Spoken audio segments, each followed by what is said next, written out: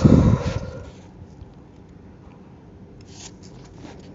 दोस्तों, नमस्कार, good evening. आप सभी का बहुत बहुत स्वागत है हमारे यूट्यूब चैनल करियर परिवार में। तो चलिए शुरू करें आज की क्लास।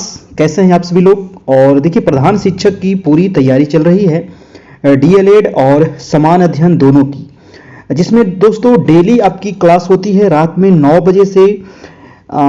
आज जो क्लास होने वाली है वो डीएलएड का, और यहाँ पर हम लोग महत्वपूर्ण 75 सवाल यहाँ पर देखने वाले हैं।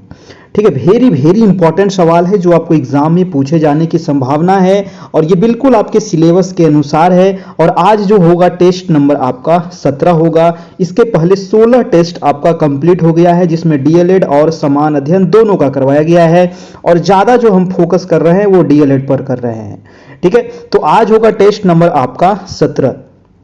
पीछे वाला अगर आप टेस्ट नहीं दिए हैं, उसका पीडीएफ नहीं मिला है, तो आप हमारे ग्रुप में जुड़ जाइए। वहां पर पीछे वाले सारे क्लास मिल जाएंगे, उसका पीडीएफ है, वीडियो है, नोट्स है, सब चीज मिल जाएगा।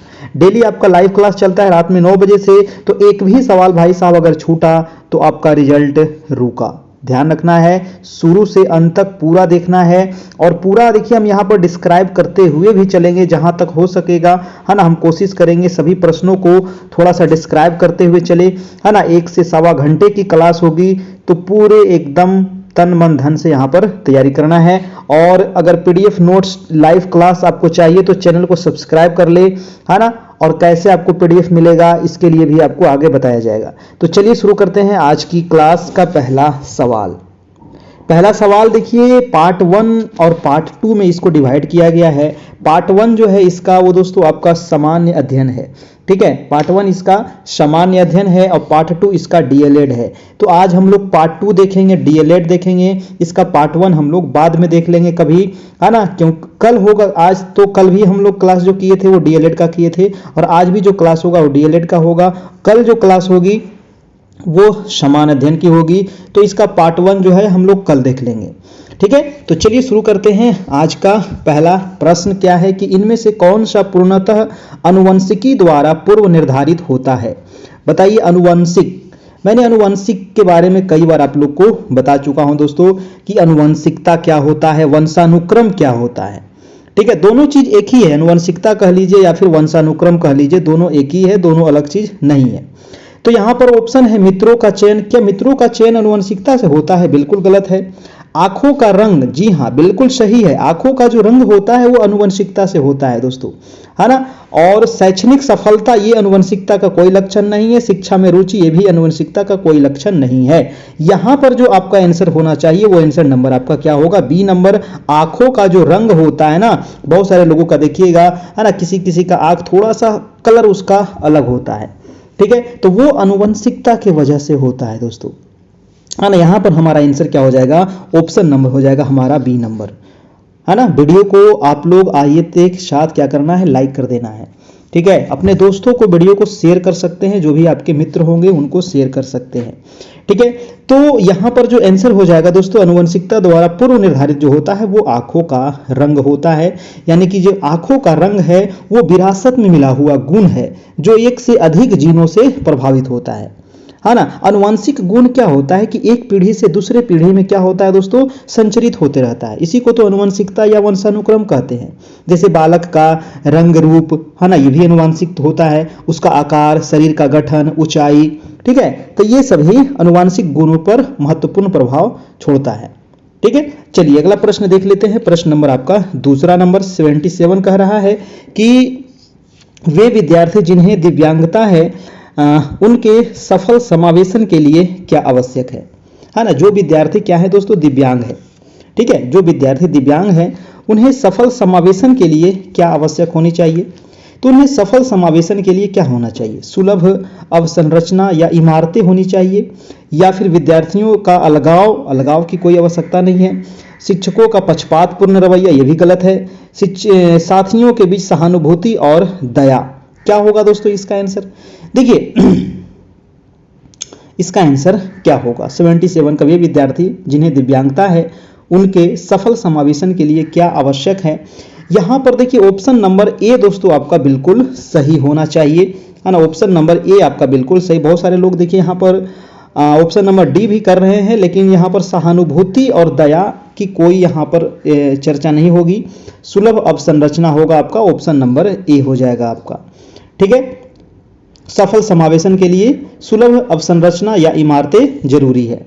अगला प्रश्न है आपका प्रश्न नंबर 78 नंबर 78 कह रहा है कि निम्नलिखित में से कौन सा अभ्यास या विविध अधिगम प्राथमिकता वाले विद्यार्थियों को शामिल करने में सहायक होगा। कौन सा वो अभ्यास ये बताना है जो विविध अधिगम प्राथमिकता वाले विद्यार्थियों को शामिल करने में सहायक होगा। पांचों ऑप्शन पढ़ना है, उसके बाद आपको जवाब देना है। ठीक है, एग्जाम हॉल में आपको यही करना है, एक ऑप्शन पढ़ के आपको जवाब नहीं देना है। फटाफट बताइए 78 का आंसर क्या होगा।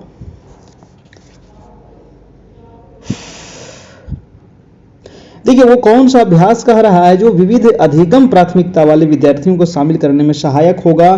तो यहाँ पर जो हो जाएगा दोस्तों, विद्यार्थी विभिन्न आर्थिक और सामाजिक पृष्ठभूमि से आते हैं। बहुत सारे जो विद्यार्थी होते हैं, ऐसा नहीं तो सब तो एक होता है ना, सबका अलग अलग सामाजिक और आर्थिक आपका पृष्ठभूमि होता है, सांस्कृतिक अलग पृष्ठभूमि होता है कि नहीं। तो आसपास के इसका जो आंसर हो जाएगा वो आंसर नंबर हो जाएगा बी नंबर, यानी कि आसपास के खतरों और विकर्षणों को कम करना। ठीक है, इसका जो आंसर होगा दोस्तों वो एक आंसर आएगा आपका, ऑप्शन नंबर बी आ जाएगा, है ना। एक शिक्षक को ऐसे छात्रों का खुले मन से स्वीकार करना चाहिए तथा अधिगम अक्षमता से ग्रसित बालकों पर विशेष ध्यान दे करके इस विविध पृष्ठभूमि वाले छात्रों को समायोजित करना चाहिए। ठीक है, चलिए अगला प्रश्न है आपका प्रश्न नंबर 79 नंबर 79 कह रहा है कि त्रुटियों के बारे में कौन सा कथन सही है। दोस्तों बताइएगा, त्रुटियों के बारे में कौन सा कथन सही है। त्रुटियों के बारे में चारों ऑप्शन पढ़िए, इसका जवाब दीजिए।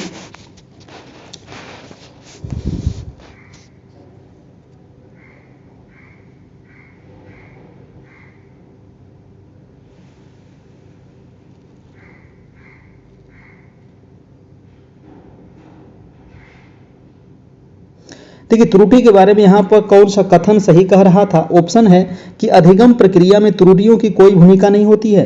नहीं, भूमिका तो होती है, ऑप्शन ये गलत हो गया।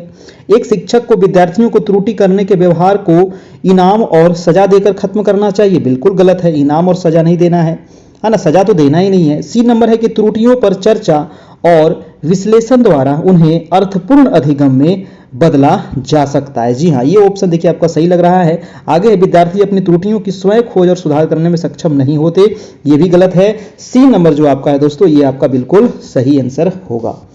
अगला प्रश्न है आपका प्रश्न नंबर 80 नंबर 80 नंबर सवाल कह रहा है कि एक विद्यार्थी कुछ संप्रत्यों के बारे में अपनी जिज्ञासा को संतुष्ट करने के लिए किताबें पढ़ रही है। यह किस तरह के लक्ष्य का उदाहरण है ना। एक विद्यार्थी जो है तो अपने संप्रत्य के बारे में अपनी जिज्ञासा को संतुष्ट करने के लिए, उसको शांत करने के लिए क्या कर रही है, किताब पढ़ रही है। तो यह किस तरह का लक्ष्य का उदाहरण है, ये आपको बताना है ना। इस प्रकार के बच्चे हैं, अच्छी बात है। तो एक विद्यार्थी जो है दोस्तों कुछ संप्रत्यों के बारे में अपनी जिज्ञासा को संतुष्ट करने के लिए किताबें पढ़ रही है। यह महारत हासिल करने की दिशा में उन्मुख लक्ष्य का उदाहरण है। यानी कि आपका आंसर हो जाएगा आंसर नंबर ए नंबर आपका बिल्कुल ठीक हो जाएगा। महारत हासिल करने की दिशा में उन्मुख लक्ष्य है। परिहार उन्मुख महारत लक्ष्य गलत है ना। आंसर नंबर आपका ए हो जाएगा यहाँ से बिल्कुल सही। अगला प्रश्न है आपका प्रश्न नंबर 81 नंबर 81 सवाल कह रहा है कि किसी संप्रत्यय को पढ़ाने के लिए एक अध्यापिका विभिन्न उदाहरण प्रस्तुत करती है और उसके बाद विद्यार्थियों को उन उदाहरणों द्वारा एकत्रित जानकारी के आधार पर नियम निर्धारित करने को कहती है। इस क्रिया में अध्यापिका किस अधिगम का इस्तेमाल कर रही है। निगमनात्मक अधिगम, आगमनात्मक अधिगम, अनुकरणात्मक है या प्रतिस्पर्धात्मक है। क्या होगा दोस्तों 81 का आंसर, जल्दी से जवाब दीजिएगा। देखिए, आगमन विधि मैंने आप लोग को कई बार बता चुका हूं, निगमन विधि बता चुका हूं, है ना। आगमनात्मक, निगमनात्मक। आगमन विधि किसको कहेंगे दोस्तों, है ना। तो आगमन विधि उस विधि को कहते हैं जिसमें विशेष तथ्य एवं घटनाओं के लक्षण एवं विश्लेषण द्वारा सामान्य नियम और सिद्धांतों का निर्माण किया जाता है। आगमन विधि ज्ञात से अज्ञात की ओर और विशिष्ट से सामान्य की ओर एवं मूर्त से अमूर्त की ओर प्रयोग किया जाता है। याद रखिएगा, ये क्वेश्चन कई बार पूछा जाता है कि जो आगमन विधि है ना दोस्तों, ये अज्ञात से अज्ञात की ओर चलता है। ठीक है, ज्ञात से चलेगा अज्ञात की ओर, है ना, और विशिष्ट से सामान्य की ओर और मूर्त से अमूर्त की ओर। ये क्वेश्चन, इसका जो आंसर होगा वो भी आपका आगमनात्मक विधि ही होगा। यानी कि किसी संप्रदाय को पढ़ाने के लिए एक अध्यापिका जो है विभिन्न उदाहरण प्रस्तुत करती है और उसके बाद विद्यार्थियों को उन उदाहरण द्वारा एकत्रित जानकारी के आधार पर नियम निर्धारित करने को कहती है। इस क्रिया में जो अध्यापिका है वो आगमनात्मक अधिगम का इस्तेमाल कर रही है। ऑप्शन नंबर हो जाएगा हमारा बी नंबर। अगला प्रश्न है आपका 82 नंबर। 82 कह रहा है कि कक्षा नियमन में विद्यार्थी की सहकारिता हेतु एक अध्यापक को क्या करना चाहिए। बताइए दोस्तों, कक्षा नियमन में विद्यार्थी की सहकारिता हेतु एक अध्यापक को क्या करना चाहिए? क्या करना चाहिए भाई? तो स्वयं ही कठोर और अटल नियमों का निर्धारण करना चाहिए। बिल्कुल गलत बात है। विद्यार्थियों के दुर्व्यवहार के बारे में अभिभावकों के बार बार शिकायत करना चाहिए, ये भी गलत है। मापदंडों का पालन न करने पर विद्यार्थियों की भर्त्सना करनी चाहिए, ये भी गलत है। मापदंडों और नियमों को स्थापित करते समय विद्यार्थियों की सहभागिता होनी चाहिए। जी हाँ दोस्तों, ये आपका बिल्कुल सही हो जाएगा। ऑप्शन नंबर डी हो जाएगा यहां से। ठीक है, सहभागिता होनी चाहिए। अगला प्रश्न है आपका 83 नंबर। कह रहा है कि वह विकल्प को चुनना है जो उन संदर्भों का सही चुनाव करता है जिनमें बच्चों के लिए अधिगम हो पाता है ना। वो संदर्भ कौन सा है जिसमें बच्चों के लिए अधिगम होता है दोस्तों? खेल कूद में, घर पर, कक्षा कक्ष में या समाज में? 83 देखिए क्या होगा। देखिए, बच्चों के अधिगम में खेल कूद भी शामिल है ना। अधिगम में खेल कूद भी शामिल है। खेल कूद से भी बच्चे क्या है, सीखते हैं, पढ़ते हैं। घर पर भी बच्चे क्या है, पढ़ते हैं, है ना। कक्षा कक्ष में तो बच्चे पढ़ते ही हैं और समाज से भी बच्चे सीखते हैं, पढ़ते हैं। तो ये सारे जो है दोस्तों, ये अधिगम में शामिल है। तो इसीलिए इसका जो आंसर हो जाएगा वो क्या हो जाएगा, एक से अधिक हो जाएगा, यानी कि ऑप्शन नंबर ई हो जाएगा। ठीक है, इसका आंसर क्या हो जाएगा, ऑप्शन नंबर ई हो जाएगा। अगला प्रश्न है आपका, प्रश्न नंबर आपका 84 नंबर। 84 कह रहा है कि वह खेल, है ना, वो खेल कौन सा है जो बच्चों को दूसरे के विचारों, विश्वासों और भावनाओं को समझने में सहायक होता है, क्या कहलाता है ना। वह खेल जो बच्चों को दूसरे के विचार, विश्वास और भावना को समझने में सहायक होता है, उसको क्या कहते हैं? 84 का क्या होगा? कल्पनाशीलता वाला खेल कहते हैं, या समानांतर खेल कहते हैं, एकांगी खेल कहते हैं, या स्वतंत्र एकाकी खेल कहते हैं? देखिए, एकाकी खेल तो होगा नहीं, है ना, जो भी है ये गलत हो गया। समानांतर खेल भी दोस्तों आपका नहीं होगा। इसका जो आंसर हो जाएगा वो आंसर नंबर ए हो जाएगा। यानी कि वह खेल जो बच्चों को दूसरे के विचार, विश्वास और भावना को समझने में सहायक होता है, कल्पनाशीलता वाला खेल कहलाता है। ठीक है, वो उसको क्या कहेंगे, कल्पनाशीलता वाला। और कल्पनाशीलता वाला खेल जो होता है दोस्तों, वो बच्चे जो है अपने प्रारंभिक बाल्यावस्था के दौरान खेलते हैं, है ना। प्रारंभिक बाल्यावस्था का जो काल होता है वो 2 साल से लेकर के 6 साल तक माना जाता है। ठीक है, प्रारंभिक बाल्यावस्था। और बालक कल्पनाशील होते हैं उस टाइम तथा विभिन्न प्रकार के खेल में रुचि लेते हैं। ठीक है, तो आंसर हो जाएगा कल्पनाशीलता वाला खेल। अगला प्रश्न है हमारा 85 नंबर कि निम्नलिखित में से कौन से कारक अधिगम को प्रभावित करते हैं? अधिगम को प्रभावित कौन करता है? अधिगम को तो बहुत सारा चीज प्रभावित करता है ना। सीखने के लिए बहुत सारा चीज प्रभावित होता है ना। तो इसका आंसर क्या होगा? संवेग होगा, या सांस्कृतिक संदर्भ होगा, परिपक्वता होगा, या रुचि होगा? तो कौन से कारक जो है अधिगम को प्रभावित करते हैं, क्या होगा दोस्तों? इसका आंसर क्या होगा?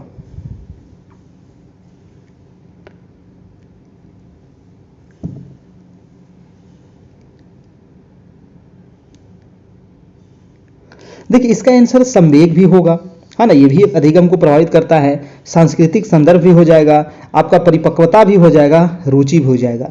यानी कि अधिगम को प्रभावित करने वाले ये सारे चीज हैं दोस्तों। आपका आंसर हो जाएगा ऑप्शन नंबर ई हो जाएगा। और ऑप्शन नंबर क्या हो जाएगा आपका? ई नंबर हो जाएगा आपका 85 का। ठीक है, 85 का आंसर क्या हो जाएगा? ई नंबर।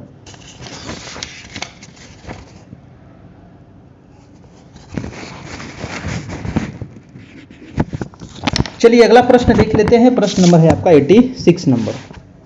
86 नंबर सवाल है कि एक अध्यापिका पूरे वर्ष के दौरान अधिगम संबंधी गतिविधियों में संलग्न बच्चों का बारीकी से अवलोकन करती है। ठीक है, उनके कामों के नमूनों का संकलन करती है और प्रत्येक बच्चे के लिए अवलोकन डायरी भी रखती है। इस प्रकार का मूल्यांकन को क्या कहते हैं? है ना, तो बहुत अच्छा कार्य है, मूल्यांकन होना चाहिए बच्चों का, है ना, और नियमित मूल्यांकन होना चाहिए। ठीक है, तो इसका आंसर क्या होगा? तो ये मूल्यांकन क्या कहलाता है? मापक, मानक एवं एकरूपता या संकल्पनात्मक एवं अध्यापक केंद्रित, सतत एवं समग्र, मानक आधारित एवं संदर्भ। इसको क्या कहेंगे दोस्तों? सतत एवं समग्र। इस प्रकार का क्वेश्चन देखिए, कल भी मैंने एक बताया था, है ना, आपका आकलन से, और आकलन से क्वेश्चन आपको पूछेगा ही पूछेगा। ठीक है, तो इसका आंसर जो हो जाएगा वो सतत एवं समग्र मूल्यांकन इसको कहेंगे, यानी कि ऑप्शन नंबर क्या हो जाएगा? सी नंबर आपका बिल्कुल सही हो जाएगा। अगला प्रश्न है आपका सवाल नंबर 88 नंबर। ठीक है, देखिए ये नंबर आपको दिया गया है दोस्तों, ताकि आप हमारे व्हाट्सएप में जुड़ सकते हैं और वहां पर आपको सारे पीडीएफ नोट्स आपको मिल जाएगा। ठीक है, तो ये हमारा व्हाट्सएप का नंबर है, जहां आपको सारे डीएलएड का, समान अध्ययन का सभी मटेरियल आपको मिलेगा। 7857824310। अगला प्रश्न है देखिए 87 नंबर। 87 क्या कह रहा है कि एक विद्यालय लड़कियों को केवल संगीत और नृत्य प्रतियोगिता में भाग लेने के लिए प्रोत्साहित करता है। और विद्यालय का यह दृष्टिकोण क्या दर्शा रहा है ना? ये गलत बात है कि जो लड़की है सिर्फ उसको संगीत और नृत्य में भाग लिया जा रहा है ना? तो इसका जो मतलब है कि यह जो है ये क्या हो जाएगा? जेंडर आधारित रूढ़िवादी धारणा को चुनौती देता है, या फिर लड़कियों और लड़कों की सहजात योजनाओं में वृद्धि करने की व्यवहार उपागम है। यह जेंडर संबंधी पूर्वाग्रहों को दर्शाता है। जी हाँ, ये पूर्वाग्रह को दर्शा रहा है दोस्तों, है ना, जेंडर संबंधी पूर्वाग्रह को ये दर्शा रहा है, यानी कि इसका जो आंसर हो जाएगा वो आंसर नंबर सी हो जाएगा। यानी कि एक जो विद्यालय है वो लड़कियों को केवल संगीत और नृत्य प्रतियोगिता में भाग लेने के लिए प्रोत्साहित करता है, तो विद्यालय का दृष्टिकोण जो है वो जेंडर संबंधी पूर्वाग्रह को दर्शाता है ना? एक अध्यापक के नाते, एक अध्यापिका के नाते, है ना, आपको क्या करना चाहिए कि हमें लिंग भेद, है ना, यानी जेंडर जो पक्षपात है, लिंग भेद आधारित भावना के विरुद्ध सहायक कदम उठाना चाहिए, है ना, साहसिक कदम उठाना चाहिए। और इसके साथ लड़के लड़कियों के बीच पाए जाने वाले वास्तविक जो भेदों को भी पहचानना तथा उसे स्वीकार करना चाहिए, है ना। तो इस प्रकार से चलिए अगला प्रश्न हो जाएगा आपका 88 नंबर। कह रहा है कि प्रगतिशील शिक्षा में पाठ्यचर्या के उद्देश्य को महत्व देते हैं। बताइए पाठ्यचर्या का उद्देश्य क्या है प्रगतिशील शिक्षा में? रटन स्मृति, गलत बात है, रटन तो करना ही नहीं है ना। सत्ता के प्रति अनुकूलता, ये भी गलत बात है। आलोचनात्मक चिंतन या फिर प्रत्यास्मरण या सतत अभ्यास या ड्रिल, स्मरण नहीं होगा, है ना। इसका जो आंसर हो जाएगा वो आंसर नंबर हो जाएगा आलोचनात्मक चिंतन, ऑप्शन नंबर सी हो जाएगा दोस्तों। जहां भी आपको ऑप्शन नेगेटिव समझ में आवे उसको आपको काटते हुए चलना है। ठीक है, आंसर नंबर सी हो जाएगा। अगला प्रश्न है आपका 89 नंबर। 89 कह रहा है कि हार्वर्ड गार्डनर के बहुबुद्धि सिद्धांत। जी हाँ दोस्तों, ये बहुबुद्धि सिद्धांत आपको याद रखना है, किनका है? तो हार्वर्ड गार्डनर महोदय का है ना। गार्ड जो होता है ना, गार्ड, है ना, घर के आगे जो गेट पर जो गार्ड खड़े रहते हैं उनके पास बहुत प्रकार का बुद्धि होता है, याद रखिएगा, है ना। तो गार्ड के पास क्या है? ये गार्ड है, तो गार्ड के पास बहुबुद्धि है, यानी बहुत सारा बुद्धि है। ठीक है, किस प्रकार का आदमी है उसको पहचानना है, तो ये आपको याद हो गया, बहुबुद्धि गार्डनर, है ना। तो बहुबुद्धि जो सिद्धांत है ये गार्डनर के अनुसार कर इनमें से कौन सी बुद्धि जटिल आंतरिक भावनाओं को पहचानने और उनका प्रयोग करके अपने आचरण को दिशा देने की योग्यता से संबंधित है? तो कौन सा हो जाएगा? अंतर्वैयक्तिक बुद्धि या अंतःवैयक्तिक बुद्धि या भाषात्मक बुद्धि या प्राकृतिक बुद्धि? 89 का हो जाएगा दोस्तों आपका अंतःवैयक्तिक बुद्धि, ऑप्शन नंबर बी नंबर। यानी कि गार्डनर महोदय के पास क्या है? अंतःवैयक्तिक बुद्धि है ना। तो गार्डनर जो है, हार्वर्ड गार्डनर जो है कि बहुबुद्धि सिद्धांत के अनुसार अंतःवैयक्तिक बुद्धि जटिल आंतरिक भावनाओं को पहचानने और उनका प्रयोग करके अपने आचरण की दिशा की ओर से संबंधित है ना, दिशा देने की योग्यता से संबंधित है। देखिए हार्वर्ड गार्डनर की एक पुस्तक है जो पूछा जाता है, फ्रेम्स ऑफ माइंड, है ना, frames of mind, the theory of multiple intelligence, है ना, the theory of multiple intelligence इनकी एक पुस्तक है जो पूछा जाता है दोस्तों। अगला प्रश्न चलते हैं, प्रश्न नंबर है आपका 90 नंबर।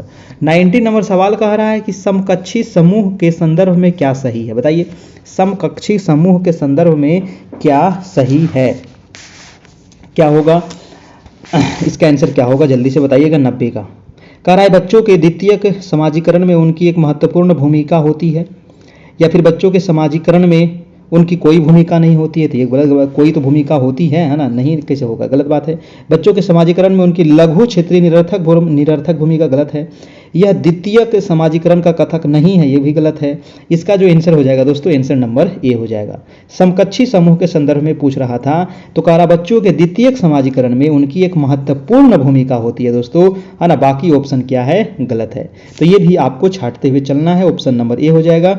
और अगला प्रश्न है कि जेंडर एक अवधारणा है ना। जेंडर एक अवधारणा किस प्रकार का, मनोवैज्ञानिक अवधारणा है या जैविक है या सामाजिक है या शारीरिक है। तो जेंडर जो है दोस्तों एक हमारे समाज में ऐसा फैल गया है कि वो महिला है वो पुरुष है ना, सभी समान है ना। तो एक सामाजिक अवधारणा में हो जाएगा, है ना ही मनोवैज्ञानिक है और ना ही जैविक है और ना ही शारीरिक है ना। जेंडर क्या है, तो एक सामाजिक अवधारणा है। ठीक है, हमारी सामाजिक व्यवस्था के तहत ही बच्चों की परवरिश के दौरान हम जेंडर यानी कि लैंगिक भेदभाव के बीच बो देते हैं, है ना। उसी समय बोया जाता है समाज में ही, और ये आगे चलकर हमारे समाज में लैंगिक अपराध को जन्म देती है। ठीक है, यानी कि ये क्या है, सामाजिक अवधारणा है। अगला प्रश्न हो जाएगा आपका 92 नंबर। 92 कह रहा है दोस्तों कि शारीरिक चुनौती अनुभव करने वाले विद्यार्थियों के समावेशन हेतु क्या जरूरी है। शारीरिक चुनौती अनुभव करने वाले विद्यार्थियों के समावेशन हेतु क्या जरूरी है। तो क्या जरूरी होनी चाहिए, है ना। मानकीकृत पाठ्यक्रम या आधारभूत अभिगम्यता या अधिकारियों का स्थिर दृष्टिकोण या विशेष स्कूलों में स्थापन। क्या होगा दोस्तों, शारीरिक चुनौती अनुभव करने वाले विद्यार्थियों के समावेशन हेतु जरूरी है आधारभूत अभिगम्यता, है ना। आधारभूत अभिगम्यता ये आपका सबसे ज़्यादा जरूरी है, यानी कि हमारा जो आंसर होगा वो ऑप्शन नंबर बी होगा। ठीक है ना। चलिए अगला प्रश्न देख लेते हैं, प्रश्न नंबर आपका 93 नंबर। 93 कह रहा है कि एक प्राथमिक शिक्षिका अपने छात्रों को सभी जानकारियों को कम से कम 5 बार अपनी कॉपी में लिखने के लिए कहती है ना। एक शिक्षिका जो है प्राथमिक शिक्षिका है और छात्र से क्या कहती है कि सभी जो जानकारी है उसको क्या करना है, कम से कम 5 बार अपनी कॉपी में लिखना है। तो शिक्षण की यह विधि कौन सी होगी। ये कौन सी विधि है भाई, है ना, जबरदस्त विधि है। 5 बार लिखना है कॉपी में। कह रहा है कि अत्यधिक प्रभावकारी है क्योंकि पूर्वाभ्यास और पुनरावृत्ति विषय वस्तु के अर्थपूर्ण अधिगम में अत्यधिक सहायक करते हैं, या फिर प्रभावकारी है क्योंकि किसी भी जानकारी की 5 बार से कम पुनरावृत्ति करने से तत्काल भूलने की संभावना रहती है, या फिर प्रभावकारी नहीं है क्योंकि केवल पूर्वाभ्यास करना अर्थपूर्ण अधिगम की उपयुक्त तकनीक नहीं है, या प्रभावकारी नहीं है क्योंकि पूर्वाभ्यास अर्थपूर्ण अधिगम की एक जटिल प्रक्रिया है। इसका आंसर क्या होगा, बहुत जबरदस्त सवाल है दोस्तों। तो इसका जो राइट आंसर हो जाएगा, मैं आपको बता दूं कि एक प्राथमिक जो शिक्षिका है अपने छात्रों को सभी जानकारियों को कम से कम 5 बार अपनी कॉपी में लिखने के लिए कहती है। शिक्षण की, है ना, शिक्षण की अधिगम या सीखना पर्यायवाची शब्द है। अधिगम जो है वो जीवन पर्यंत चलने वाली एक प्रक्रिया है, ऐसा नहीं कि कभी जाकर के रुक जाएगा, नहीं। बच्चे जन्म से लेकर के मृत्यु तक ये चलते रहता है, जो बाल्यावस्था से प्रारंभ होकर के मृत्यु तक ये चलती रहती है। अधिगम जो है दोस्तों वो अनुभव और अभ्यास दोनों के द्वारा होता है। बालक औपचारिक और अनौपचारिक दोनों तरह से अधिगम करता है। बालक के अधिगम में भाग लेने वाले बहुत सारे कारक है, औपचारिक, अनौपचारिक, है ना। औपचारिक में आ जाएगा कक्षा, क्षेत्र, अनौपचारिक में आ जाएगा परिवार, दोस्त, समाज। इसका जो राइट आंसर हो जाएगा 93 का ऑप्शन नंबर आपका सी हो जाएगा। ऑप्शन नंबर सी हो जाएगा, प्रभावकारी नहीं है क्योंकि केवल पूर्वाभ्यास करना अर्थपूर्ण अधिगम को उपयुक्त तकनीक नहीं है ना। इसलिए आपका आंसर जो हो जाएगा वो सी नंबर हो जाएगा। अगला प्रश्न है आपका प्रश्न नंबर 94 नंबर। 94 कह रहा है कि निम्न में से कौन सा समावेशी अध्यापन का सिद्धांत नहीं है। समावेशी अध्यापन का सिद्धांत नहीं है वो पूछ रहा है दोस्तों, बताइए इसका आंसर क्या होगा। समता समावेशी अध्यापन का सिद्धांत नहीं है। समता या पृथकीकरण और नामीकरण या विभिन्नताओं के अनुसार तंत्र अनुकूलन, व्यक्तिगत विभिन्नताओं को अपनाना, क्या होगा 94 का। समावेशी की बात कर रहा है दोस्तों। समावेशी अध्यापन का सिद्धांत जो है वो पृथक्करण और नामीकरण नहीं है, है ना। नहीं पूछ रहा था तो पृथक्करण और नामीकरण नहीं है, यानी कि आपका जो आंसर हो जाएगा वो ऑप्शन नंबर बी हो जाएगा। ठीक है, ऑप्शन नंबर बी हो जाएगा। समावेशी अध्यापन में क्या शामिल होता है, तो समता का सिद्धांत होता है, विभिन्नताओं के अनुसार तंत्र अनुकूलन तथा व्यक्तिगत विभिन्नताओं को अपनाना। समावेशी शिक्षा से अभिप्राय क्या है, तो योग्यताओं से परे होकर सभी बच्चों को गुणवत्तीय शिक्षा उपलब्ध करवाई जाए, इसी को तो समावेशी शिक्षा कहते हैं, है ना। अगला प्रश्न है आपका प्रश्न नंबर 95 नंबर 95 कह रहा है दोस्तों कि बच्चों से, यहाँ पर देखिए खाली स्थान में आपको भरना है, बच्चों से की ओर सीखते हैं। तो बच्चे जो है दोस्तों अमूर्त से मूर्त की ओर सीखते हैं, या फिर सांकेतिक से चित्रात्मक की ओर सीखते हैं, या विशिष्ट से सामान्य की ओर सीखते हैं, या सरल से जटिल की ओर सीखते हैं।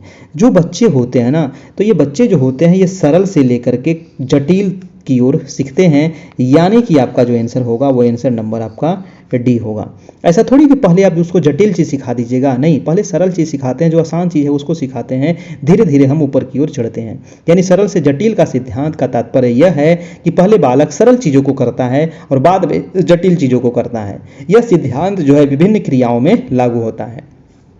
ठीक है, अगला प्रश्न है आपका प्रश्न नंबर 96 नंबर की स्वलीनता सापेक्ष और नकारात्मक रूप से निम्न में से किसे प्रभावित करती है। और देखिए लास्ट में आपको बताना है कि आपने कितना सही किया, है ना। मात्र 2 से 4 लोग बताते हैं कि कितना सही किए हैं, है ना। कमेंट बॉक्स में बताना है, लाइव में नहीं बताना है। कमेंट बॉक्स में जब लाइव खत्म हो जाएगा तो कमेंट बॉक्स में बताइएगा कि आपका कितना आया है, तब ना सभी लोग देखेंगे, क्योंकि लाइव तो खत्म हो जाता है फिर। ठीक है, जो बाद में लोग देखते हैं तब ना आपका देखेंगे मैसेज कि हाँ आपने 75 में कितना सही किया, 45 किया, 50 किया, 60 किया। इससे देखिए क्या होता है ना कि इससे सबको पता चलेगा कि सबकी तैयारी किस अनुसार से है ना। और उसी अनुसार से आपका कट ऑफ जाने वाला है, उसी अनुसार से आपका फिर रिजल्ट रहने वाला है।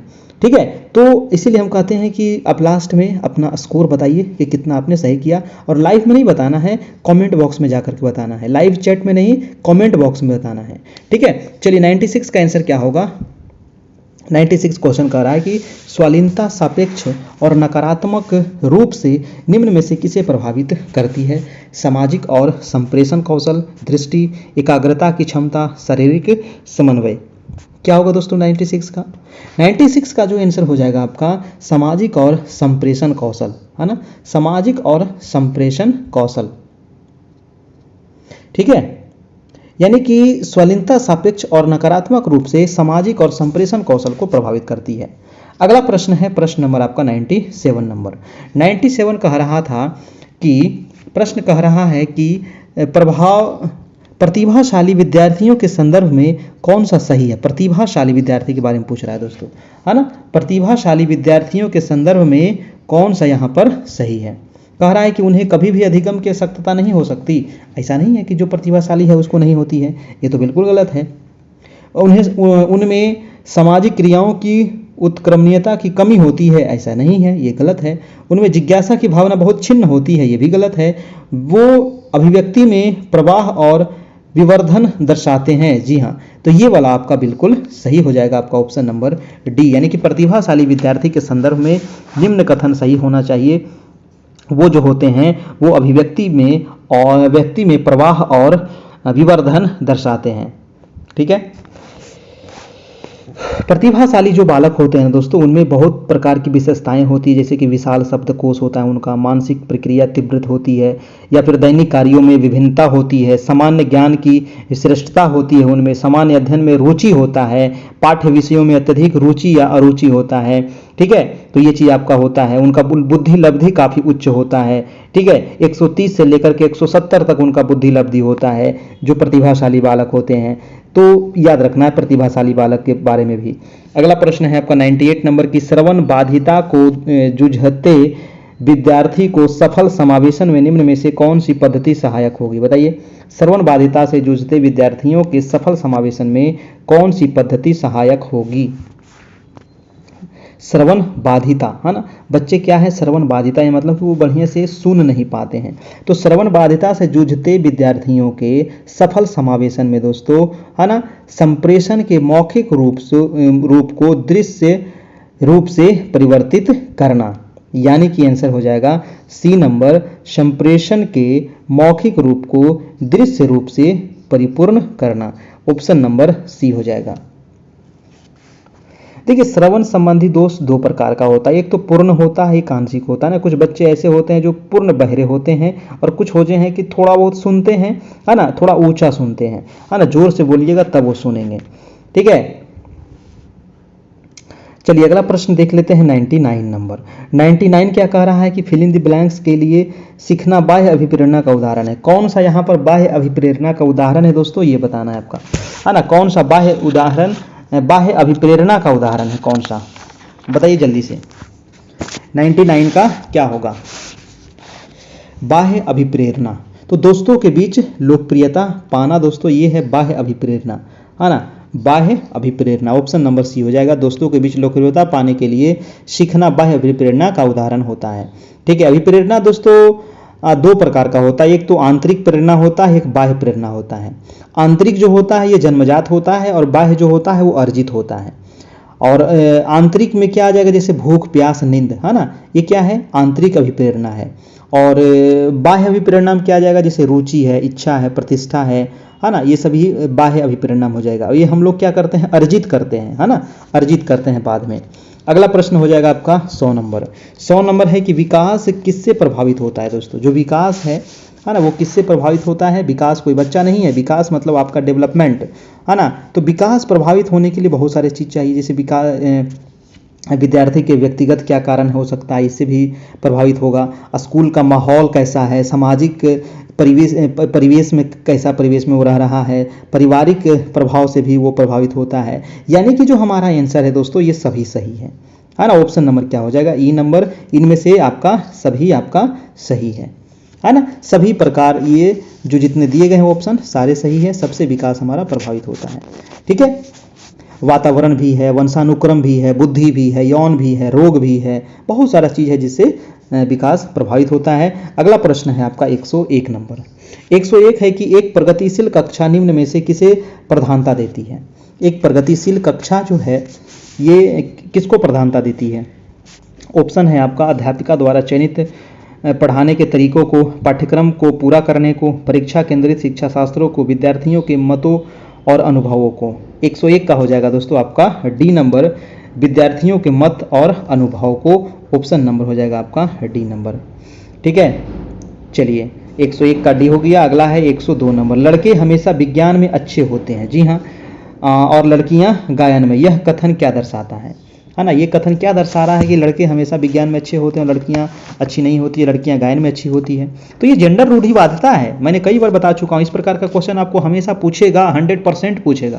तो ये जेंडर रूढ़िवादिता है दोस्तों, आपका ऑप्शन नंबर डी हो जाएगा, है ना। जेंडर रूढ़िवादिता, एकदम ऑप्शन को याद रखिए, ठीक है, जेंडर रूढ़िवादिता, ठीक है।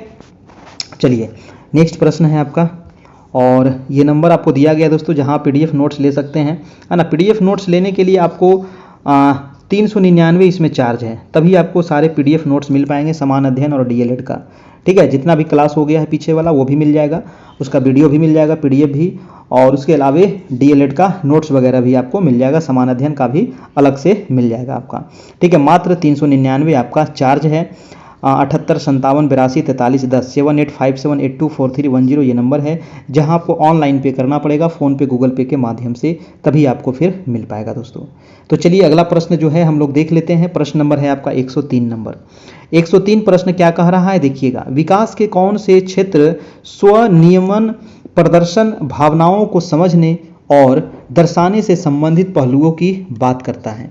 बताइए विकास का वो कौन सा क्षेत्र है, कौन सा क्षेत्र है। संवेगात्मक है, नैतिक है, शारीरिक है, या गत्यात्मक है। 103 का आपका आंसर हो जाएगा दोस्तों संवेगात्मक है ना।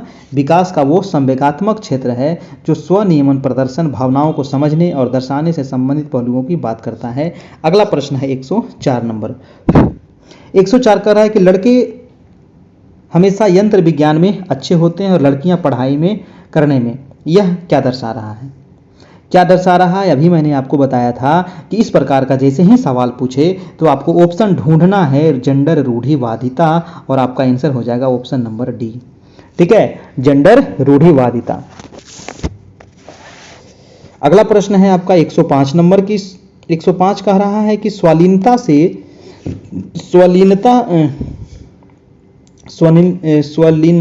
से जूझते विद्यार्थी के बारे में कौन सा कथन यहाँ पर सही है? बताइए कौन सा कथन सही होगा दोस्तों। तो स्वलीनता से जूझते विद्यार्थी के बारे में सही कथन है, उनमें संवेदिक सूचना के प्रति उच्च स्तरीय संवेदनशीलता होती है, यानी कि ऑप्शन नंबर आपका डी हो जाएगा बिल्कुल ठीक। लेकिन आपको पांचों ऑप्शन पढ़ना जरूरी है ना। उनमें संप्रेषण कौशल अग्रिम स्तर के होते हैं, या फिर उनके सामाजिक रिश्ते अद्भुत रूप से अच्छे होते हैं, या उनमें अच्छी दिनचर्या के निरंतर बदलाव की इच्छा होती है। डी नंबर आपका यहाँ से सही हो जाएगा, उनमें संवेदिक सूचना के प्रति उच्च स्तरीय संवेदनशीलता होती है। आंसर हो जाएगा डी नंबर। नेक्स्ट प्रश्न है आपका 106 नंबर। 106 नंबर सवाल कह रहा है कि विकास के संदर्भ में कौन सा सही नहीं है। देखिए नहीं पूछ दिया ना भाई, तो थोड़ा सा आपको ध्यान देना है पांचों ऑप्शन पर, है ना। तो ऑप्शन कह रहा था ऑप्शन 1 नंबर कि विकास एक अनिरंतर तरीके से होता है, अनिरंतर तरीके से होता है विकास। क्या ये सही है 106 का? या विकास अनिरंतर तरीके से होता है? भैया ये तो गलत बात है ना। बच्चों की विकास दर में विभिन्नताएं होती है तो सही है। विकास प्रकृति और पालन पोषण के जटिल संपर्क का परिणाम है, ये भी ठीक है। विकास अपेक्षाकृत व्यवस्थित रूप से होता है, ये भी ठीक है। ऑप्शन नंबर जो 1 है ना, अनिरंतर जो दे दिया है, ये आपका गलत है, यानी कि आंसर हो जाएगा आपका आंसर नंबर ए हो जाएगा। ठीक है, अगला प्रश्न है आपका प्रश्न नंबर 107 नंबर। देखिए आप सभी के लिए दोस्तों इतना मेहनत करते हैं, आप लोग से एक ही उम्मीद है कि जो लोग चैनल को सब्सक्राइब नहीं किए हैं तो प्लीज़ सब्सक्राइब कर लीजिएगा, और अपने दोस्तों को शेयर कर दीजिएगा, और वीडियो को लाइक कर दीजिएगा। चलिए अगला प्रश्न है 107 नंबर। आपको 2 स्थान जगह यहाँ खाली स्थान भरा हुआ है, इसको आपको बताना है कि यहाँ पर क्या आएगा। 107 में क्या आएगा दोस्तों? तो कह रहा है कि प्रारंभिक बाल्यावस्था के दौरान बच्चों के प्राथमिक समाजीकरण की संस्थाएं कौन सी होती है। प्रारंभिक बाल्यावस्था की बात कर रहा है, तो धार्मिक संस्थाएं प्रारंभिक में नहीं आएगा। आस पड़ोस सामाजिक नीतियां प्रारंभिक में नहीं आएगा। प्रिंट मुद्रण मीडिया ये भी प्रारंभिक में नहीं आएगा। परिवार और आस पड़ोस हो जाएगा। यहाँ परिवार और आस पड़ोस प्रारंभिक बाल्यावस्था के दौरान बच्चों के प्राथमिक समाजीकरण की संस्थाएं होती है ना। जब बच्चा छोटा होता है तो सबसे पहले अपने परिवार में ही पलता है ना, बढ़ता है, और फिर उसके बाद जो अपने घर के जो सबसे नज़दीक है ना, उससे आस पड़ोस से प्रारंभिक बाल्यावस्था के दौरान उसको समाजीकरण होता है ना। यानी कि आंसर हमारा क्या हो जाएगा? आंसर नंबर डी हो जाएगा। अगला प्रश्न है आपका 108 नंबर। 108 कह रहा है कि करके सीखना। जी हाँ दोस्तों, करके सीखना खोजी अधिगम और सहगामी अधिगम एक कक्षा की विशेषताएं होती है। तो ये किस कक्षा की विशेषताएं होती है? व्यवहारवादी, प्रगतिशील, अध्यापक केंद्रित या निष्क्रिय? निष्क्रिय तो होगा नहीं, है ना, जो है खत्म उसको पहले काट दीजिए। 108 का क्या हो जाएगा? व्यवहारवादी भी नहीं होगा, अध्यापक केंद्रित भी नहीं होगा, प्रगतिशील होगा, यानी कि बच्चे क्या कर रहे हैं? करके सीख रहे हैं, है ना, या फिर खोज के सीख रहे हैं। ठीक है, आंसर हो जाएगा प्रगतिशील। अगला प्रश्न है आपका 109 नंबर। 109 नंबर है कि निम्नलिखित में से कौन सा कथन लिंग रूढ़िवादिता को दर्शाता है? लिंग रूढ़िवादिता को दर्शाता है। अब देखिए आंसर दे दिया है, क्वेश्चन ढूंढना है ना। जैसे अभी इस प्रकार का क्वेश्चन मैंने कई बार बताया हूँ। ठीक है, तो लड़कियां लड़कों की तरह ही शैक्षिक क्षेत्र में सक्षम है, तो ये लिंग रूढ़िवादिता थोड़ी है, ये तो दोनों समान हो गया, है ना। तो ये ऑप्शन नहीं होगा। बी नंबर कह रहा है कि लड़कियां हमेशा अच्छा व्यवहार करने वाली, कोमल और भावुक होती है, तो ये भी देखिए हमको लग रहा है कि गलत होना चाहिए। आगे हम ऑप्शन देख लेते हैं कि लड़के और लड़कियां दोनों खेलों में अच्छा करने की क्षमता है, ये भी नहीं है लिंग रूढ़िवादिता, क्योंकि दोनों समान है। आगे लड़कियां लड़कों की तरह शिक्षा और परिवार दोनों को संभाल सकती है, ये भी लिंग रूढ़िवादिता नहीं है। तो हमारा जो ऑप्शन होगा वो ऑप्शन नंबर बी हो जाएगा, यानी कि जो लड़कियां हैं हमेशा अच्छा व्यवहार करने वाली, कोमल और भावुक होती है, ये जो कथन है लिंग रूढ़िवादिता को दर्शा रहा है। ऐसा थोड़ी है कि सिर्फ लड़कियां ही अच्छा व्यवहार करती है, लड़के भी करते हैं। ठीक है, तो ये लिंग रूढ़िवादिता है दोस्तों। अगला प्रश्न है 110 नंबर।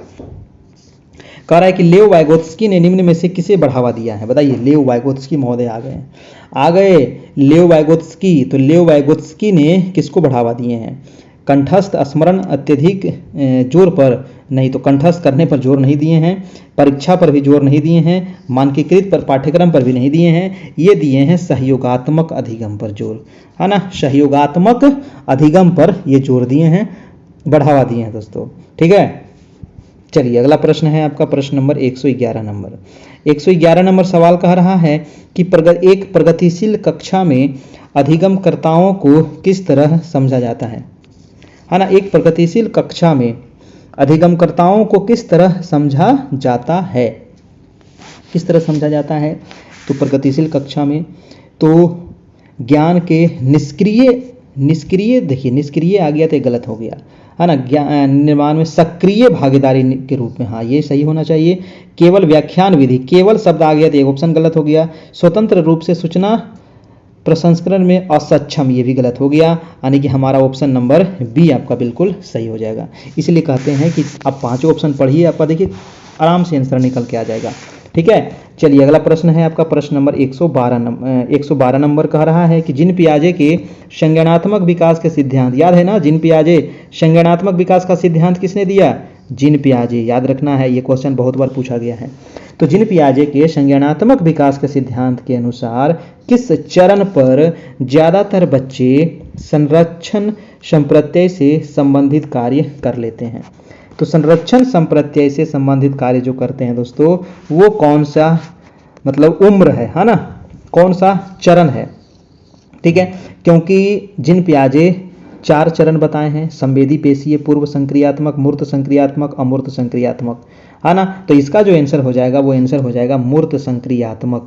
और मूर्त संक्रियात्मक का मतलब क्या होता है, 7 से लेकर के 11 साल तक के बच्चे, है ना, जीन पियाजे के संज्ञानात्मक विकास के सिद्धांत के अनुसार मूर्त संक्रियात्मक चरण में ज्यादातर जो बच्चे होते हैं वो संरक्षण संप्रत्यय से संबंधित कार्य कर लेते हैं। ठीक है, याद रखना है। अगला प्रश्न की ओर चलते हैं, 113 नंबर। 113 नंबर सवाल कह रहा है दोस्तों कि एक संरचनावादी कक्षा में विद्यार्थियों को किस लिए प्रेरित किया जाता है, बताइएगा। एक संरचनावादी कक्षा में विद्यार्थियों को किस लिए प्रेरित किया जाता है। कल जो हम लोग देखेंगे दोस्तों, वो कल समान अध्ययन का क्वेश्चन करवाएंगे आप लोग को। ठीक है, समान अध्ययन का, और कल जो क्लास होगी वो लगभग 1.5 घंटे की होगी, ध्यान रखिएगा। ठीक है, एक संरचनावादी कक्षा में विद्यार्थियों को किस लिए प्रेरित किया जाता है, किस लिए किया जाता है। 113 का क्या होगा, अन्वेषण द्वारा सीखने के लिए या बाह्य पुरस्कार पाने के लिए, नहीं पुरस्कार ऐसा नहीं है। निष्क्रिय, ये भी गलत हो जाएगा। रटकर करना नहीं है, ऑप्शन नंबर ए हो जाएगा, है ना। तो एक एक शब्द को ढूंढिए, कौन निगेटिव है उसको छाटते हुए काटते हुए चलते चलिए, आंसर निकल के आ जाएगा, ऑप्शन आपका ए हो जाएगा, है ना, अन्वेषण द्वारा सीखने के लिए। अगला प्रश्न है 114 नंबर, कह रहा है कि एक अध्यापक अक्सर कहता है कि लड़कियां नृत्य में कुशल होती है और लड़के विज्ञान में, यह कथन रूढ़िवादिता कहाँ गया भैया, ऑप्शन नंबर बी। इसमें तो कुछ सोचना ही नहीं है, लिंग रूढ़िवादिता। ये क्वेश्चन देखिए रिपीट हो गया है, कोई बात नहीं है ना, तो ये लिंग रूढ़िवादिता है। अगला प्रश्न चलते हैं आपका प्रश्न नंबर 115 की ओर। 115 कह रहा है दोस्तों कि विकास जो है वो सिर से पैर की दिशा में विकसित होती है। निम्न में से कौन सा सिद्धांत इस कथन को बतलाता है, सिर से पैर की ओर, है ना, सिर से पैर की ओर, ये सिद्धांत कौन बतला रहा है, क्या होगा 115 का आंसर दोस्तों। निरंतरता का सिद्धांत है या आनुवंशिकता का सिद्धांत है, आनुवंशिकता तो नहीं होगा, शीर्षगामी सिद्धांत। देखिए आपका आंसर निकल के आ गया, अधोगामी सिद्धांत गलत है, शीर्ष से पैर है तो शीर्षगामी सिद्धांत, है ना, ऑप्शन नंबर सी हो जाएगा, है ना। विकास जो है वो दोस्तों ये सिर से पैर की दिशा में विकसित होता है, तो विकास का शीर्षगामी सिद्धांत इसका हो जाएगा, ऑप्शन नंबर आपका सी हो जाएगा। अगला प्रश्न है आपका प्रश्न नंबर 116 नंबर की पाठ्यक्रम में स्वामी विवेकानंद का दृष्टिकोण क्या है। क्या है पाठ्यक्रम में विवेकानंद जी का दृष्टिकोण, है ना। तो विवेकानंद का दृष्टिकोण है पाश्चात्य है, आधुनिक है, प्राचीन है या समन्वयवादी है। देखिए विवेकानंद जो थे दोस्तों, ये समन्वयवादी थे, है ना, समन्वयवादी हो जाएगा इनका, ऑप्शन नंबर आपका डी हो जाएगा। ठीक है, विवेकानंद बंगाल की पृष्ठभूमि से आते थे, है ना, क्योंकि इनका जन्म बंगाल से ही हुआ था। और अगला प्रश्न चलते हैं हम प्रश्न नंबर 117 नंबर। 117 कह रहा है कि विशेष आवश्यकता वाले बच्चे की शिक्षा के संदर्भ में ऐसे विशेष बच्चों का क्या अभिप्राय है ना। विशेष आवश्यकता कहने का मतलब क्या हुआ, जो विशेष विधि से पढ़ाया जाए या जो विशेष उपकरण से पढ़ाया जाए, जो विशेष शिक्षा से पढ़ाया जाए, जो सहायक माध्यमों से पढ़ाया जाए। तो विशेष आवश्यकता वाले बच्चों की शिक्षा के संदर्भ में ऐसे विशेष बच्चों का क्या अभिप्राय है? तो विशेष कहने का मतलब हुआ है ना, इसका जो आंसर होना चाहिए विशेष आवश्यकता वाले बच्चों की शिक्षा के संदर्भ में ऐसे विशेष बच्चों का अभिप्राय बहुत सारे चीज़ें हैं दोस्तों, जो विशेष विधि से पढ़ाए जाते हैं, है ना, जो उपकरण से पढ़ाए जाते हैं, क्योंकि विशेष आवश्यकता वाले बच्चे में बहुत प्रकार के बच्चे आ जाते हैं, है ना, श्रवण बाधित हैं, अस्थि बाधित हैं, है ना, मानसिक बाधित, बहुत प्रकार के बच्चे आ जाते हैं। इसीलिए जो आपका आंसर जो हो जाएगा वो यहाँ चारों सही है, यानी कि आपका जो आंसर होगा ऑप्शन नंबर ई हो जाएगा, एक से अधिक हो जाएगा, है ना, एक से अधिक हो जाएगा दोस्तों। ठीक है, अगला प्रश्न है आपका 118 नंबर। 118 नंबर सवाल कह रहा है कि दिव्यांगता के गुणात्मक स्तर मानसिक विकलांगता से नामित है जिनके प्रकार में शामिल है। क्या होगा? जिनके प्रकार में क्या क्या शामिल है दोस्तों? दिव्यांगता के गुणात्मक स्तर मानसिक विकलांगता से नामित है जिनके प्रकार में शामिल हैं सामान्य दुर्बलता, मंद व अल्प दुर्बलता, गंभीर दुर्बलता, शारीरिक दुर्बलता। 118 का हो जाएगा आपका, इसमें भी जो शामिल हो जाएगा ना दिव्यांगता में आपको कह रहा है दोस्तों, तो सामान्य दुर्बलता भी होगा, मंद और अल्प दुर्बलता भी होता है ना। ऐसा थोड़ी है कि सब एक ही प्रकार का आपका दिव्यांग होंगे बच्चे, नहीं ना, सब अलग अलग प्रकार के होते हैं, गंभीर भी होते हैं, शारीरिक भी होते हैं, यानी कि आंसर हो जाएगा एक से अधिक हो जाएगा, ऑप्शन नंबर ई हो जाएगा।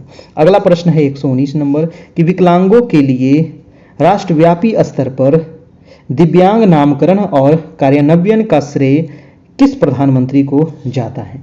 जी हाँ दोस्तों, विकलांगों के लिए राष्ट्रव्यापी स्तर पर दिव्यांग नामकरण और कार्यान्वयन का श्रेय, देखिए पहले जो विकलांग थे उनको विकलांग कहा जाता था, लेकिन अब इनको किस नाम से पुकारा जाता है? दिव्यांग के नाम से पुकारा जाता है। 119 का जो हो जाएगा नरेंद्र दामोदर दास मोदी, है ना, नरेंद्र दामोदर मोदी जी के द्वारा ही दिया गया था यह नाम दोस्तों, दिव्यांग, है ना, इनके द्वारा ही दिव्यांग नाम दिया गया है, यानी कि आंसर हो जाएगा, आंसर नंबर डी हो जाएगा आपका। ठीक है, चलिए अगला प्रश्न है आपका 120 नंबर।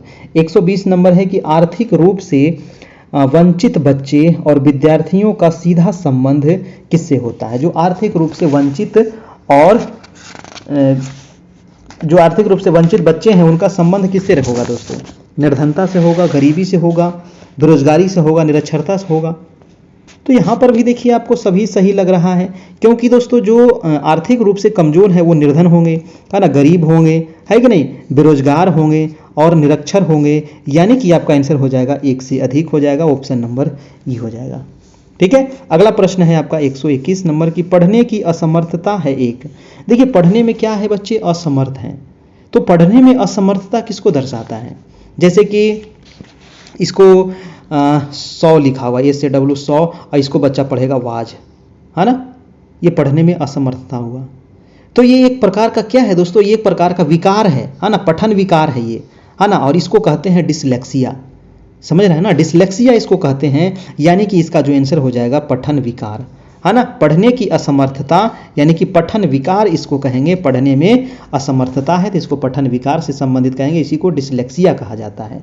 अगला प्रश्न है दोस्तों आपका 122 नंबर, कह रहा है 122 नंबर की एक समस्या को मूल एवं अपसारी समाधानों के साथ करने की योग्यता निम्नलिखित में से किसकी एक प्राथमिक विशेषता है? है ना, किसकी एक प्राथमिक विशेषता है एक समस्या को मूल एवं अपसारी समाधानों के साथ करने की?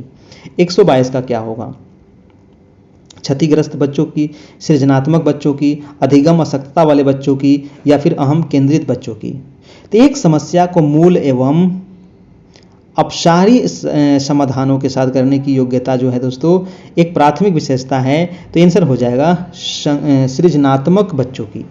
ठीक है, सृजनात्मक हो जाएगा आपका, ऑप्शन नंबर बी हो जाएगा दोस्तों, है ना, सृजनात्मक। देखिए सृजनात्मक का मतलब क्या होता है? सृजनात्मक व्यक्ति की वह योग्यता है जिसके द्वारा वह उन वस्तुओं या विचारों का उत्पादन करता है जो अनिवार्य रूप से नए हो और जिन्हें वह पहले से न जानता हो। ठीक है, अगला प्रश्न है आपका 123 नंबर। 123 कह रहा है कि अधिगम का अंतर्दृष्टि सिद्धांत किसने किया? बहुत ही बढ़िया प्रश्न है दोस्तों, वेरी वेरी इंपॉर्टेंट है। अधिगम का अंतर्दृष्टि का सिद्धांत प्रतिपादन किसने किया? कल भी बताए थे, है ना, अंतर्दृष्टि का सिद्धांत गेस्टाल्टवादी नहीं बताए थे गेस्टाल्टवादी, तो याद रखिए बस गेस्टाल्टवादी, है ना। वर्दीमर कोहलर कोफ्का, है ना, गेस्टाल्टवादी थे वर्दीमर कोहलर कोफ्का, है ना। तो ये हो जाएगा आंसर नंबर गेस्टाल्टवादी सिद्धांतवादियों द्वारा ऑप्शन नंबर ए हो जाएगा आपका। ठीक है, और याद रखना है वर्दीमर, कोफ्का और कोहलर इस सिद्धांत के प्रमुख मनोवैज्ञानिक हैं, है ना, जिसके अनुसार जब कोई प्राणी संपूर्ण स्थिति को समझ लेता है तो सीखने संबंधी समस्या आसानी से हल हो जाती है। इसी को कहते हैं अंतर्दृष्टि सिद्धांत। और अगला प्रश्न है 124 नंबर की, बच्चों के बौद्धिक विकास के 4 विशिष्ट चरणों को प्रतिपादित किया गया। 4 विशिष्ट चरण, है ना, 4 विशिष्ट चरण मैंने आप लोग को बताया हूं, और वो 4 विशिष्ट चरण को प्रतिपादन किसने किया है, जल्दी से बताइए। मूर्त अमूर्त ने बताए हैं, है ना, मूर्त अमूर्त, औपचारिक, ज्ञानेंद्रिय, और ये किसका दिया हुआ है, पियाजे महोदय का दिया हुआ है ना। ये किसका दिया हुआ है, पियाजे के द्वारा दिया हुआ है ना। पियाजे के संज्ञानात्मक विकास का सिद्धांत अभी ने बताया था दोस्तों। पियाजे का संज्ञानात्मक विकास का सिद्धांत जो है ना, 4 अवस्था इन्होंने बताया था दोस्तों। कौन कौन, तो याद रखना है ज्ञानेंद्रिय गामक, पूर्व संक्रियात्मक, मूर्त संक्रियात्मक और औपचारिक क्रियात्मक अवस्था। ठीक है, अगला प्रश्न है आपका प्रश्न नंबर 125 नंबर। 125 कह रहा है कि निम्नलिखित में से किस चरण में बच्चे अपने समवयस्क समूह के सक्रिय सदस्य बन जाते हैं।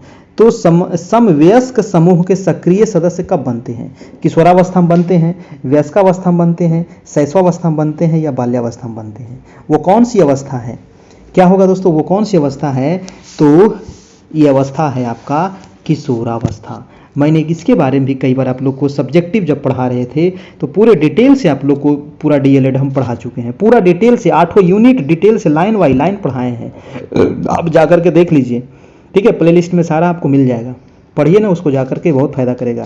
ठीक है, तो इसका जो आंसर हो जाएगा किशोरावस्था। तो किशोरावस्था में जो बच्चे हैं अपने समवयस्क समूह के सक्रिय सदस्य बन जाते हैं। किशोरावस्था की उम्र क्या होती है, तो 12 से लेकर के 18 साल तक। ठीक है, 12 से लेकर के 18 साल तक याद रखना है। अगला प्रश्न है आपका 126 नंबर। 126 कह रहा है दोस्तों कि सीखने का कौन सा सिद्धांत पूर्णतः स्पष्ट व्यवहार पर निर्भर है।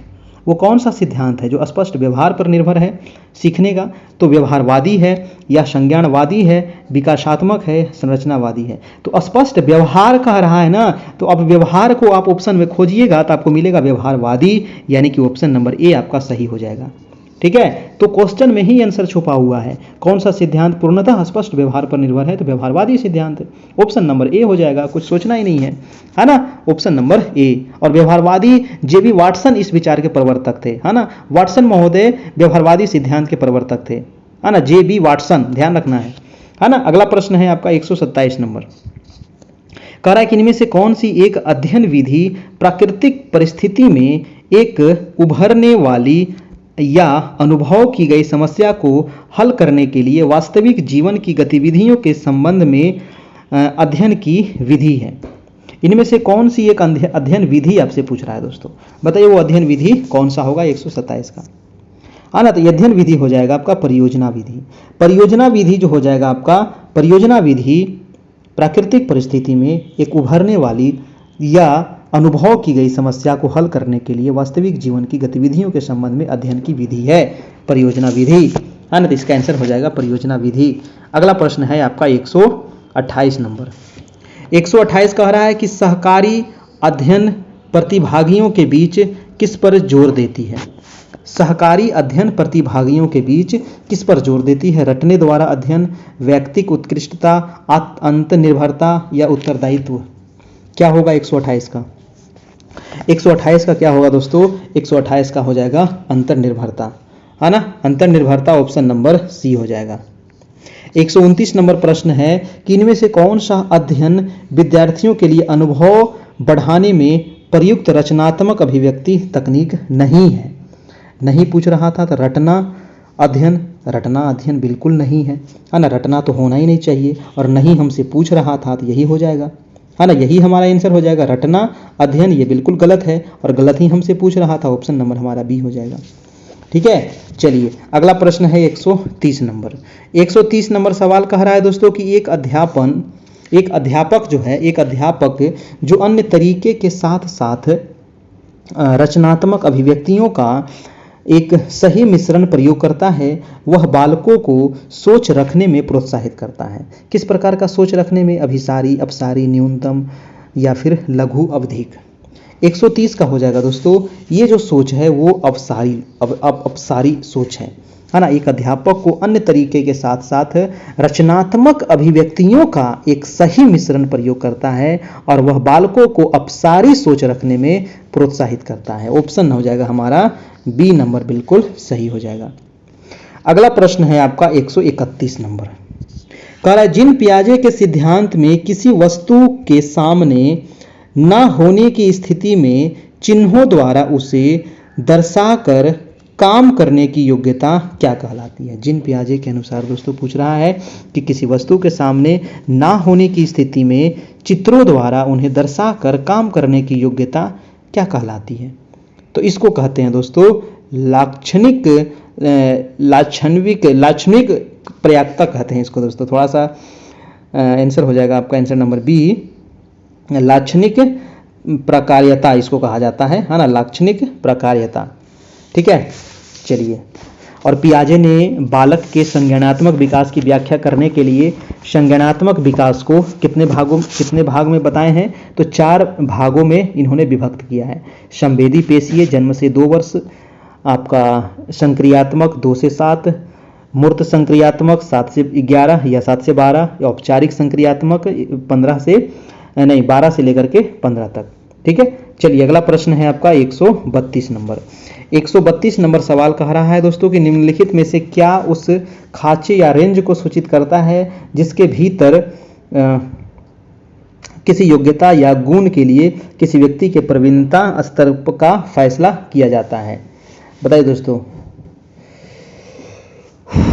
तो इसका जो आंसर हो जाएगा अंक और ग्रेड दोनों हो जाएगा, है ना। अंक भी हो जाएगा और ग्रेड भी हो जाएगा। ठीक है, अंक और ग्रेड दोनों ही किसी व्यक्ति की योग्यता का मूल्यांकन करते हुए उनकी निपुणता स्तर को दर्शाता है। इसीलिए इसका जो आंसर हो जाएगा वो ऑप्शन नंबर ई हो जाएगा, यानी कि 1 से अधिक हो जाएगा। ठीक है, ए भी सही है, बी भी सही है, इसीलिए इसका आंसर क्या हो जाएगा? ई नंबर हो जाएगा। अगला प्रश्न है 133 नंबर की विद्यालय में पुस्तकालय का एक शैक्षणिक तंत्र है। पुस्तकालय किसका एक शैक्षणिक तंत्र है दोस्तों? तो 133 का हो जाएगा विद्यालय का जो पुस्तकालय है वो विचारणीय मूल्यों का शैक्षणिक उपकरण है ना, विचारणीय मूल्यों का, यानी कि ऑप्शन हो जाएगा आपका डी नंबर, है ना, विचारणीय मूल्य का। अगला प्रश्न है आपका प्रश्न नंबर हो जाएगा 134 नंबर। 134 कह रहा है कि शिक्षक की कार्य क्षमता कम हो सकती है। शिक्षक की कार्य क्षमता कम हो जाती है कब कम हो जाती है?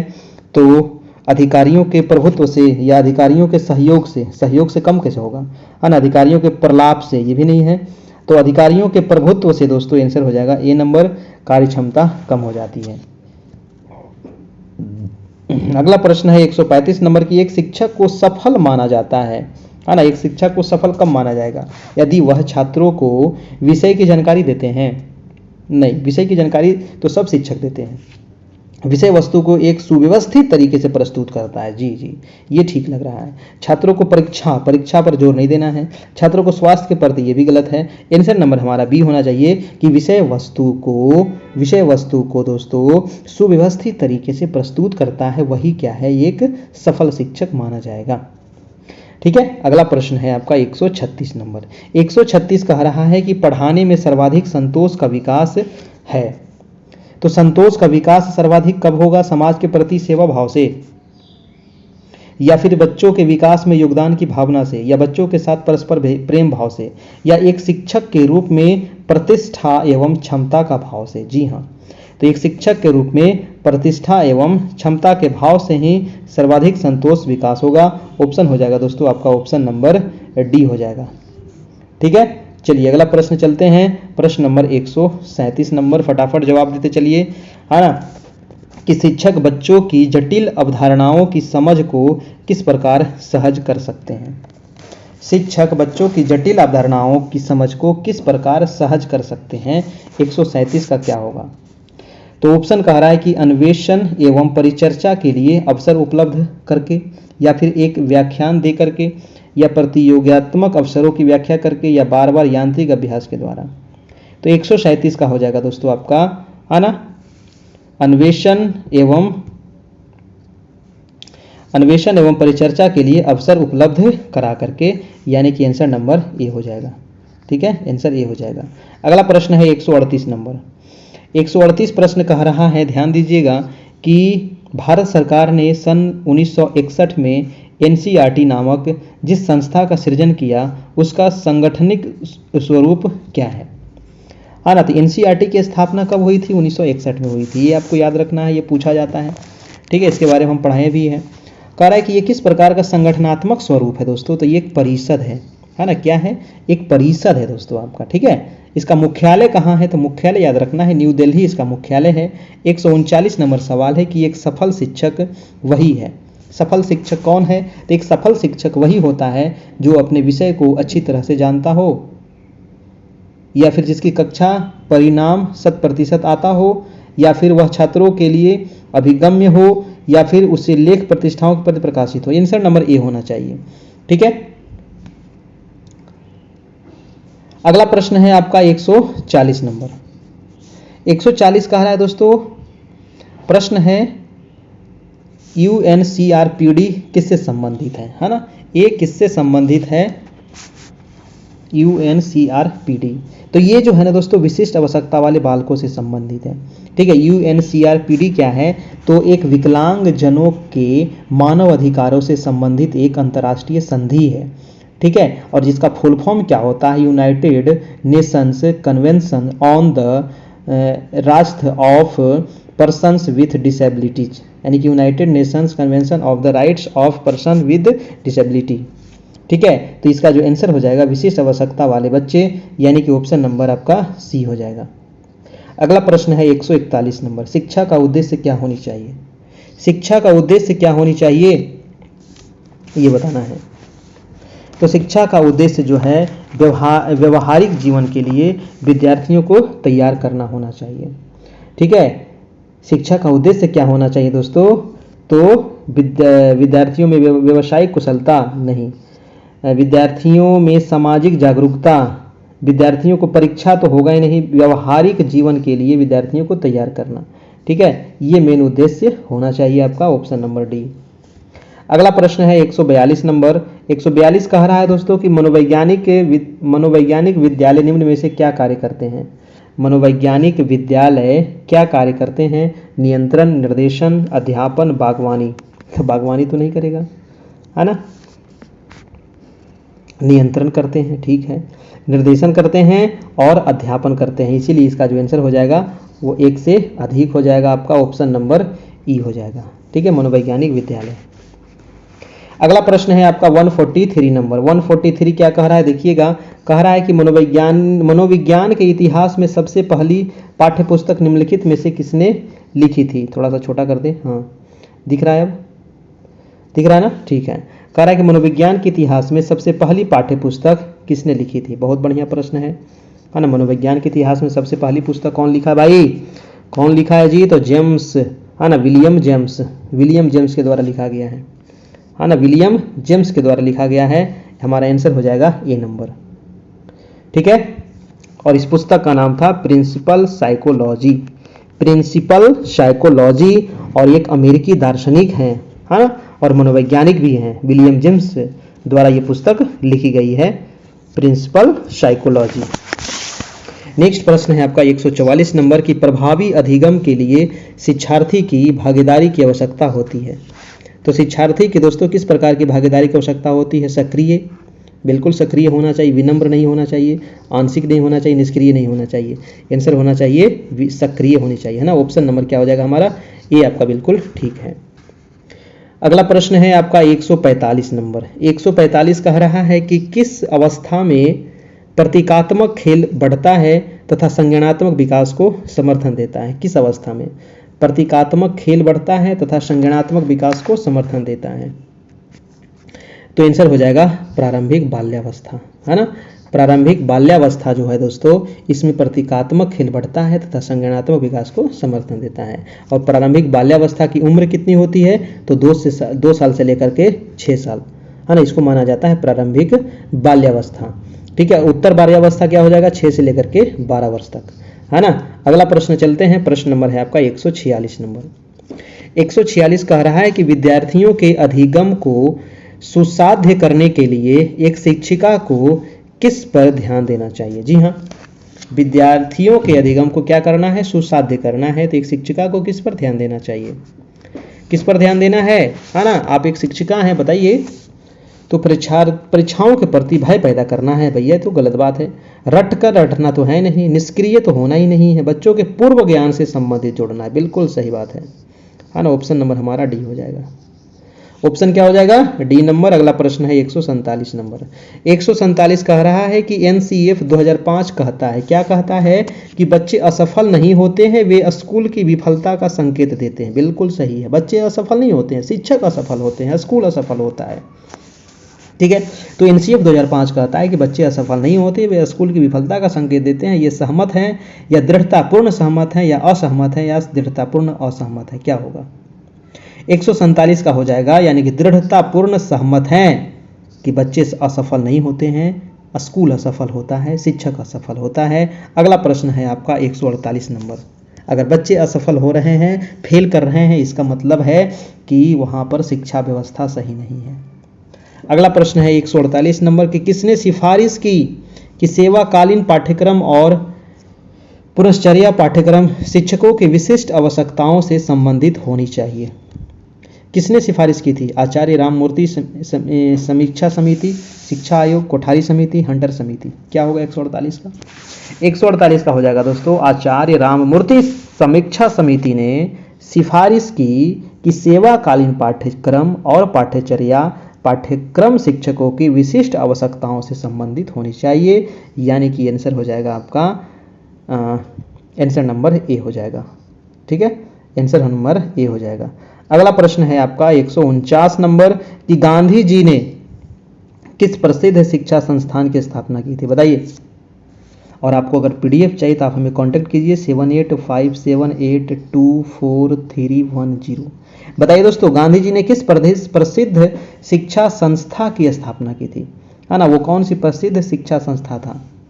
देखिए, गांधी जी शांति निकेतन थोड़ी थे, काशी भी नहीं थे, गुरुकुल भी नहीं थे। गांधी जी का जन्म कहाँ हुआ था भाई, तो पोरबंदर में हुआ था 1869 में, है कि नहीं। तो आंसर हो जाएगा गुजरात से संबंधित, तो गुजरात विद्यापीठ करेंगे और कहाँ जाएंगे, आंसर नंबर सी हो जाएगा। अगला प्रश्न चलिए हमारा 150 नंबर आवाज का लास्ट प्रश्न है। सभी लोग जवाब दीजिएगा, इसका आंसर क्या होगा, है ना। सब लोग जवाब दीजिएगा, आखिर इसका आंसर क्या होगा। वे छात्र जिन्हें है, और लास्ट में आपको कमेंट बॉक्स में जाकर के बताना है कि आपने कितना सही किया है। वे छात्र जिन्हें खाली स्थान भरना है, उन्हें पाठ पढ़ने और लंबे अंशों को समझने में लगातार चुनौतियों का सामना करना पड़ता है। 1 से 1.5 घंटा लगातार बोलना दोस्तों बहुत कठिन काम है ना। लेकिन फिर भी आप सभी के लिए हम डेली लाइव आते हैं 9 बजे से। डेली आप सभी के लिए कभी सामान्य अध्ययन, कभी डीएलएड, है ना, ताकि आप सभी की तैयारी अच्छा हो सके। ठीक है, तो बस आप सभी से एक ही निवेदन है कि जाते जाते वीडियो को लाइक ज़रूर करना है। चैनल पर नए हैं, अभी तक सब्सक्राइब नहीं किए हैं तो कर लेना है, एक ही बार करना है ना। डेली सब्सक्राइब नहीं होता है। और अपने दोस्तों को शेयर ज़रूर करना है। ठीक है, तो इसका आंसर क्या होगा जल्दी से बताइएगा। अब एनर्जी भी लॉस हो रहा है क्योंकि 1-1.25 घंटा हो गया बोलते बोलते, है कि नहीं। तो इसका आंसर क्या हो जाएगा, इसका आंसर हो जाएगा दोस्तों आपका सी नंबर, यानी कि पठन वैकल्य। वे छात्र जिन्हें पठन वैकल्य हैं, उन्हें पाठ पढ़ने और लंबे अंशों को समझने में लगातार चुनौतियों का सामना करना पड़ता है। और पढ़ने संबंधी विकार को क्या कहते हैं, डिसलेक्सिया कहते हैं। मैंने अभी आपको बताया था। डिसलेक्सिया में क्या होता है दोस्तों कि बच्चे जो 100 मान लीजिए एस से डब्ल्यू लिखा हुआ है, इसको बच्चा क्या पढ़ लेता है, वाज पढ़ लेता है। ठीक है, इसका जो आंसर हो जाएगा वो पठन वैकल्य हो जाएगा, यानी कि पढ़ने में विकार है, यानी कि वो डिसलेक्सिया से ग्रसित है। ठीक है, अगला प्रश्न, अच्छा प्रश्न कहाँ है, अब तो खत्म हो गया तो ये लास्ट था। और ये रहा आज का क्लास, कैसा लगा आप लोग बताइएगा। ठीक है, चलिए जाते जाते लाइक कर देना है, चैनल पर नए हैं तो सब्सक्राइब भी करते जाना है, क्योंकि सब लोग आते हैं देखते हैं चले जाते हैं, पता नहीं वो किस मिट्टी के बने हुए हैं, है ना। हम तो आप सभी के लिए ही लेकर के आते हैं। ठीक है, चलिए भाई कोई बात नहीं है। तो अगर आप हमारा पीडीएफ नोट्स अगर आपको चाहिए तो जो हमारे नए शिक्षक हैं अगर आप हमारे से लेना चाहते हैं तो मात्र आपको 399 पे करना होगा, मात्र 399 है नए शिक्षक के लिए। और जो पुराने शिक्षक अभी तक नहीं जुड़े हैं तो वो जुड़ जाइएगा, मात्र उनको 201 लगेगा, है ना। जो हमारे यहाँ पहले से जुड़े हुए थे, है ना, क्योंकि हमारा जो क्लास है वो पिछले 2 साल से चल रहा था, है ना। अगर वो जुड़े हुए हैं तो उनको मात्र 201 लगेगा नया ग्रुप में, और उनके बाद ही उनको पीडीएफ फिर मिल पाएगा नए सिरे से। ठीक है, और ये नंबर आपको दिया गया है जहां फोन पे, गूगल पे, ऑनलाइन पेमेंट करना होगा। जो भी पेमेंट करेंगे तो सबसे पहले क्या कीजिएगा ना कि ये नंबर जो है हमारा है, इसको आपको क्या करना है, अपने व्हाट्सएप में सेव कर लेना है। ठीक है, अपने मोबाइल में सेव कर लेना है। सेव करने के बाद व्हाट्सएप मैसेज करना है, और पेमेंट करने के बाद वहाँ पर स्क्रीनशॉट भेज दीजिएगा। फिर मैं आपको ग्रुप में जोड़ दूंगा और आपको जो भी क्लास हुआ है पीछे वाला सारा जो भी नोट्स है वो आपको मिल जाएगा। ठीक है, समझ गए। और जो भी अगर कोई कन्फ्यूजन हो तो आप इस नंबर पे हमें व्हाट्सएप कर सकते हैं। ठीक है, व्हाट्सएप कर दीजिएगा, आपको जवाब मिल जाएगा।